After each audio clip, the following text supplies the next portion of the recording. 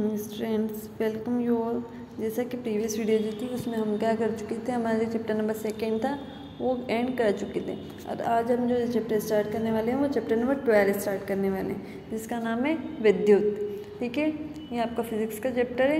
पहले जो हमने जो चैप्टर्स पढ़े थे वो केमिस्ट्री के चैप्टर्स स्टार्ट करें हम। ये रहा आपका चैप्टर विद्युत, दिया है चैप्टर नंबर 12। ठीक है, अब विद्युत क्या होती है, यानी वही बिजली जो आपके घरों में आती है, अब जिससे लाइट्स वगैरह ऑन होती है वो। विद्युत का आधुनिक समाज में एक महत्वपूर्ण स्थान है। यह घरों, विद्यालय, अस्पतालों, उद्योगों तथा अनेक स्थानों पर विविध उपयोगों के लिए नियंत्रण कर सकने योग्य तथा सुविधाजनक ऊर्जा का रूप है ना। ये विद्युत जो ऊर्जा का ही रूप है, और रूप है जो हमारे जीवन की एक सबसे मूलभूत इकाई हो गई है ना। तो वही है, वह क्या है जिससे विद्युत बनती है। तो अब आपको इस चैप्टर्स में क्या पढ़ना है कि किस तरह से विद्युत जो है, यानी कि जो बिजली है जो आपके घरों में आती है वो बनती है, किसी विद्युत परिपथ में यह कैसे प्रवाहित होती है, और किस तरह से ये वो तारों की सहायता से क्या होती है आपके घरों तक आती है। वह कौन से कारक है जो किसी विद्युत परिपथ की विद्युत धारा को नियंत्रित तथा नियमित करते हैं, और किस तरह से जो विद्युत परिपथ यानी जो परिपथ बना हुआ रहता है, पूरे तार लगे हुए रहते हैं, उसमें विद्युत धारा आती है, किस तरह वो बंद स्विच ऑफ करने पर वो नियंत्रित यानी बंद हो जाती है, किस तरह स्विच ऑन करने पर वो फिर से आ जाती है। इन सभी के बारे में आप क्या पढ़ना है और इस चैप्टर में पढ़ना है। तो हम स्टार्ट करें। सबसे पहले हमको दिया हुआ है विद्युत धारा और परिपथ। विद्युत धारा क्या होती है, देन परिपथ क्या होते हैं, उसके बारे में। हम वायु धारा तथा जल धारा से परिचित हैं।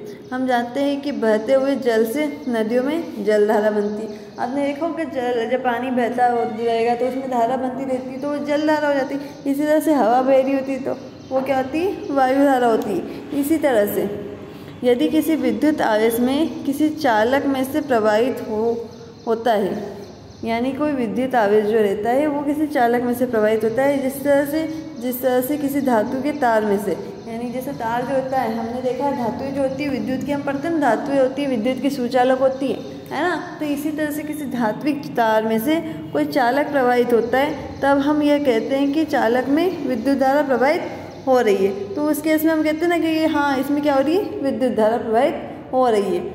हम जानते हैं कि किसी टॉर्च में सेल, जो टॉर्च बैटरी वगैरह होते हैं उसमें क्या लगे होते हैं, सेल लगे होते हैं। टॉर्च बल्ब को दीप्ति के लिए आवेश का प्रवाह तथा विद्युत धारा प्रदान करता है। अब जैसे अगर हमको टॉर्च को चलाना होगा तो हम क्या देखते हैं, हम स्विच ऑन करते हैं और क्या होती है, टॉर्च चल जाती है।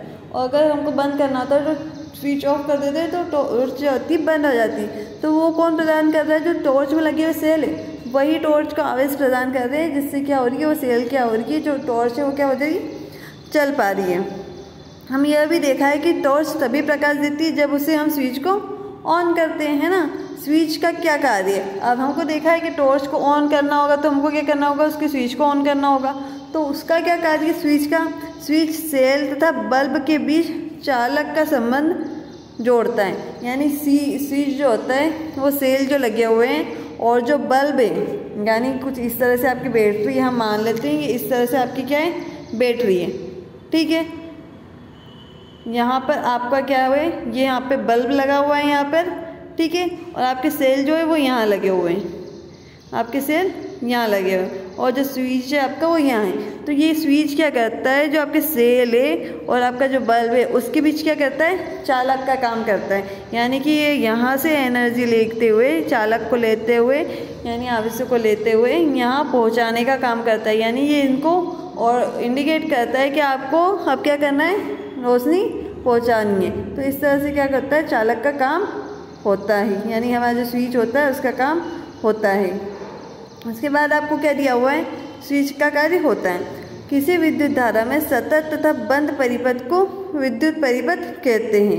अब यदि परिपथ कहीं से टूट जाए अथवा टॉर्च से रिसीव को ऑफ कर दें तो यह विद्युत धारा प्रवाह का समाप्त हो जाता है तथा बल्ब दीप्त नहीं करता है। यानी कि अगर हमको कंटिन्यू, अगर ये टॉर्च में से क्या करनी होगी, क्या करनी है, टॉर्च में से हमको अगर लाइट पास करनी है कंटिन्यू, है ना, तो हमको क्या करना पड़ेगा, इस स्विच को क्या करना पड़ेगा, ऑन रखना पड़ेगा। यानी कि ये परिपथ कैसा होना चाहिए, सतत होना चाहिए, यानी क्या है, कंटिन्यू चल रहा होगा। अगर हम जैसे स्विच ऑफ किया परिपथ क्या हो जाएगा, टूट जाएगा। परिपथ टूट जाएगा का मतलब स्विच इसको ऑर्डर, ये एक तरह से इंडिकेशन दे देगा कि आपका काम अब ख़त्म हुआ, अब क्या हमको रोशनी नहीं चाहिए। तो इस तरह से ये क्या हो जाएगा, इस तरह से जो परिपथ एक तरह से बना था स्विच से यहाँ तक का, वो क्या हो जाएगा, टूट जाएगा, है ना। तो इसी तरह से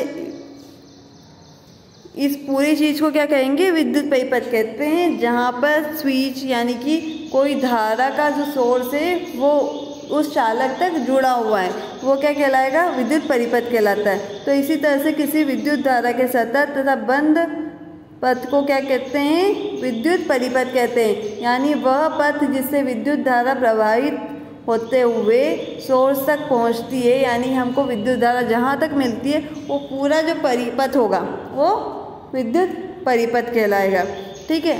और विद्युत परिपथ सतत भी हो सकता है और बंद भी हो सकता है। बंद किस केस में, जब हम धारा नहीं ले रहे हो, और सतत किस केस में, जब हमको विद्युत धारा हम ले रहे हो, ठीक है। उसके बाद हम बात करते हैं कि हम विद्युत धारा को कैसे व्यक्त करते हैं। अब विद्युत धारा आ रही है, ये सब हो रहा है, चालक से चलती है, ये सब हमको पता चल गया, पर विद्युत धारा को हम व्यक्त किस तरह से कर सकते हैं। तो विद्युत धारा एकांक समय में किसी विशेष क्षेत्र में प्रभावित आवेश के परिणाम द्वारा व्यक्त की जाती है। यानी किसी निश्चित समय में किसी निश्चित आवेश का परिणाम द्वारा क्या कहती है, हम विद्युत धारा को व्यक्त कर सकते हैं। यानी हम इस तरह भी कह सकते हैं कि विद्युत धारा आवेश के प्रवाह की दर को कहते हैं। यानी आवेश प्रवाह की दर को, यानी विद्युत आवेश के प्रवाह की दर को क्या कहते हैं, विद्युत धारा कहते हैं। यानी एक निश्चित समय में कितने आवेश प्रवाहित हुए हैं वो उसकी क्या कहलाएगी, विद्युत धारा कहलाएगी। उन परिपथों में जिनमें धातु के तार उपयोग होते हैं, आवेशों के प्रवाह की संरचना इलेक्ट्रॉन करते हैं। तथापि जिस समय विद्युत में परिघटना का सर्वप्रथम परीक्षण किया गया था, इलेक्ट्रॉनों के बारे में कोई जानकारी नहीं थी। आज हम क्या पढ़ते हैं, अगर धातुओं में धारा प्रवाहित हो रही होती तो किस वजह से हो रही होगी, इलेक्ट्रॉन्स की वजह से। बट जब इनके बारे में जानकारी प्राप्त हुई थी विद्युत धारा के बारे में, तब इलेक्ट्रॉन्स के बारे में जानकारी नहीं थी। तब क्या माना जाता था कि विद्युत धारा को धन आवेशों का प्रभाव माना गया। तब क्या माना गया कि विद्युत धारा जो है धन आवेशों के कारण चल रही है। हमको पता है जो इलेक्ट्रॉन होते हैं वो तो नेगेटिव होते हैं, बट इलेक्ट्रॉन की खोज उस टाइम नहीं थी जब धारा की खोज की गई थी। तो उस टाइम क्या माना गया कि धारा जो है वो धन आवेशों के प्रवाह के कारण होती है। तो धन आवेशों के प्रवाह की दिशा को ही विद्युत धारा की दिशा माना गया। और उस टाइम क्या बोला गया कि धन आवेश की जो दिशा है उसी दिशा को क्या माना गया कि विद्युत धारा उसी दिशा में बह रही है। परिपाटी के अनुसार किसी विद्युत परिपथ में इलेक्ट्रॉन को जो ऋण आवेश है के प्रवाह की दर विपरीत दिशा में होती है। और क्या माना गया कि अगर धारा इस दिशा में बह रही है तो इलेक्ट्रॉन जो है वो क्या बनेंगे, इस दिशा में जाएंगे। यानी कि इलेक्ट्रॉन के प्रवाह की दर क्या मानी, इलेक्ट्रॉन यानी ऋण आवेश के प्रवाह की दर क्या मानी, धारा के प्रवाह के विपरीत दिशा में मानी। और धन आवेश को क्या माना गया कि इलेक्ट्रॉन धन आवेश जो है उनके प्रवाह की दर ही क्या रहेगी, विद्युत के प्रवाह की दर होगी। यानी कि क्या है, धन आवेश जिस दिशा में जा रहा है उस दिशा में विद्युत धारा जारी होगी, और ऋण आवेश जिस दिशा में जा रहा है वो धारा का क्या होगा, विपरीत दिशा होगी। किस तरह से, जिस तरह से हम यहाँ पे एक एग्जाम्पल देख सकते हैं। ये हमारा पूरा क्या है, विद्युत परिपथ है। दिख रहा है आपको, ये क्या है, विद्युत परिपथ है। यहाँ पे ये बल्ब लगा हुआ है, यहाँ पे ये क्या है, इसकी कुंजी है, यानी कि क्या है, स्विच है, ठीक है। तो इस तरह से यहाँ पे इसकी कुंजी है यानी स्विच है। और इस तरह में ये पॉजिटिव और नेगेटिव यानी दो तरह के होते हैं ना। क्या होता है, अगर आपने देखा होगा विद्युत परिपथ देखा है, यानी कि सेल भी देखा होगा, तो उसमें क्या होता है, एक आगे का साइड होगा, एक पीछे साइड होगा, एक पॉजिटिव साइड होता है, एक नेगेटिव साइड होता है। इसी तरह से धारा में भी हम जो यूज़ करते हैं, सेल वगैरह बैटरी वगैरह यूज़ करते हैं, उसमें एक पॉजिटिव और एक नेगेटिव क्या होते हैं, एनोड्स होते हैं, यानी कि इलेक्ट्रोड्स होते हैं। जो पॉजिटिव चार्ज है उधर से ही हम मानते हैं कि धारा किधर से, उधर से बह रही है। आपको दिख रहा है ये आई, तो यानी कि हम मान रहे हैं ये धारा इधर से होते हुए इधर आ रही है ना। हमने वही पढ़ा कि धारा की दिशा किस दिशा में होगी, जिधर पॉजिटिव चार्ज होगा उधर। अब हमको क्या देखना है कि धारा को हम माप कैसे सकते हैं, यानी धारा का पता कैसे चल सकते हैं। तो यदि किसी चालक की किसी भी अनुप्रस्थ काट के समय से टी में नेट आवेश क्यों प्रवाहित होता है, तब अनुप्रस्थ काट से प्रवाहित विद्युत धारा I को इस प्रकार व्यक्त किया जाता है। यानी कि कोई हमने इस तरह से परिपथ बनाया हुआ है ना, उसमें निश्चित समय में जितने आवेश प्रवाहित होंगे वो उसकी विद्युत धारा कहलाएगी। तो इस तरह से विद्युत धारा को हम कुछ इस तरह से व्यक्त कर सकते हैं कि किसी चालक की किसी भी अनुप्रस्थ काट के में t समय में प्रवाहित नेट आवेश की मात्रा उसकी क्या कहलाएगी, क्या कहलाएगी, विद्युत धारा कहलाएगी। ठीक है, किसी आवेश का एसआई मात्रक, और जो आवेश होता है उसको किस तरह में मापते हैं, कूलाम में, यानी आवेश का एसआई मात्रक क्या होता है, कूलाम होता है। तो कूलाम का मान यानी कूलाम लिखा हुआ है तो हम कह सकते हैं कि उसमें लगभग 6 × 10⁻18 क्या है, इलेक्ट्रॉन्स है। यानी अगर हम कूलाम लिखते हैं तो उसका मान कुछ इतना इतना होता है। तथा जो हमारी विद्युत धारा जो होगी उसको हम मापते हैं एम्पियर में। जो विद्युत धारा है उसको हम कहीं में मापते हैं, एम्पियर में। यानी आवेश को कूलाम में, जो आवेश है हमारा वो हो जाएगा कूलाम में, और जो विद्युत धारा है उसे कहीं में, एम्पियर में मापते हैं। यानी कि हम विद्युत धारा का आवेश का विद्युत धारा का आवेश हम कह सकते हैं एम्पियर, और कूलाम का आवेश कह सकते हैं, कूलाम किसका आवेश हो जाएगा, आवेश का, कूलाम किसका एसआई मात्रक हो जाएगा, आवेश का। ठीक है, तो इस तरह से हमको देख लिया कि अगर हमको विद्युत धारा पता करनी होगी तो किस तरह से करेंगे, उसके आवेश की मात्रा और उसकी जो टी है यानी उसका जो समय रहेगा, समय में कितने आवेश प्रवाहित हुए हैं उससे पता कर सकते हैं।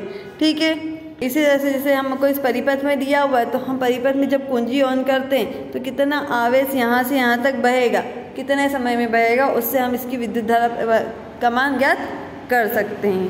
ठीक है, अब इतना पढ़ लिया हमने। अब हमको इसके जस्ट नीचे कुछ क्वेश्चन दिए हम वो सॉल्व कर लेते हैं। जिसमें सबसे पहला क्वेश्चन दिया हुआ है विद्युत परिपथ का क्या अर्थ है, यानी विद्युत परिपथ क्या होता है उसको बताना है। तो किसी विद्युत धारा के सतत या बंद पथ को विद्युत परिपथ कहते हैं, जैसा कि हमने अभी पढ़ा था, है ना। सतत या, यहाँ पे लिखोगे आप सतत या बंद पथ को, सतत या बंद पथ को क्या कहते हैं, विद्युत क्या कहते हैं, विद्युत परिपथ कहते हैं। उसके बाद दे रखा है विद्युत धारा के मात्रक को किस द्वारा परिभाषा लिखिए, यानी विद्युत धारा का जो मात्रक होता है उसकी परिभाषा लिखिए।